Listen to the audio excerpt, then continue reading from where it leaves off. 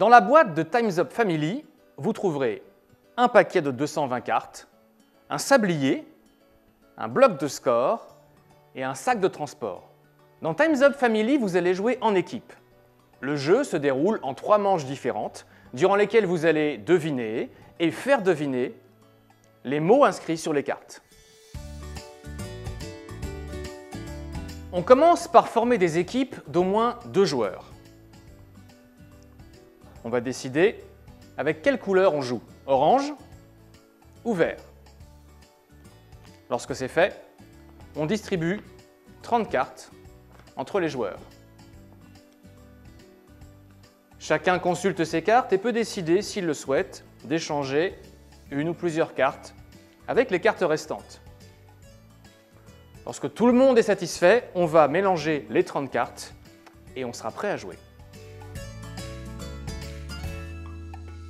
Le joueur dispose de 30 secondes pour faire deviner autant de cartes que possible à ses partenaires. Pour chaque carte, on a le droit de dire tout ce qu'on veut. Mais il ne peut pas utiliser de mots de la même famille, de mots ayant la même sonorité. Il ne peut pas traduire la carte dans une autre langue et il ne peut pas épeler les lettres de l'alphabet. Lorsqu'une carte est devinée, on la pose face visible sur la table. Si on est en difficulté, on a le droit de passer. Dans ce cas, la carte sera posée face cachée à côté de la pioche. À la fin des 30 secondes, l'équipe conserve toutes les cartes visibles. Le reste des cartes va être remélangé et passé à l'équipe suivante.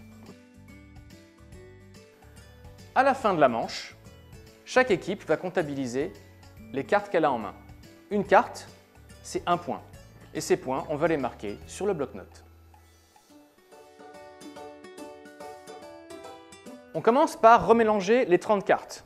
Dans cette deuxième manche, les règles sont identiques avec 2 différences importantes. Le joueur n'a plus droit qu'à un seul mot pour faire deviner une carte et son équipe n'a droit qu'à une seule proposition.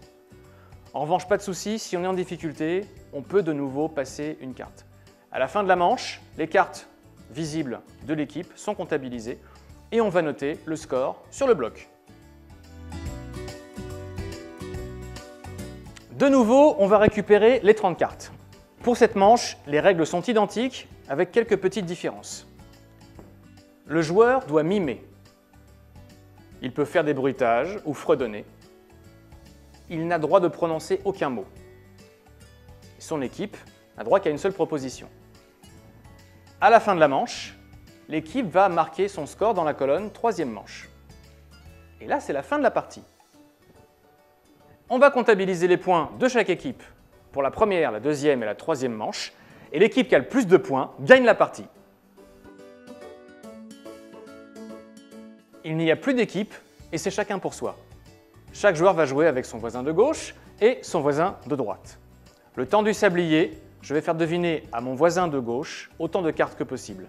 Chaque carte devinée est posée face visible entre nous. À la fin du sablier, je passe le paquet de cartes au joueur situé à gauche de celui qui devinait. Pour compter mes points, c'est très simple. Je vais prendre les 2 paquets de cartes face visible autour de moi. Chaque carte me rapporte un point.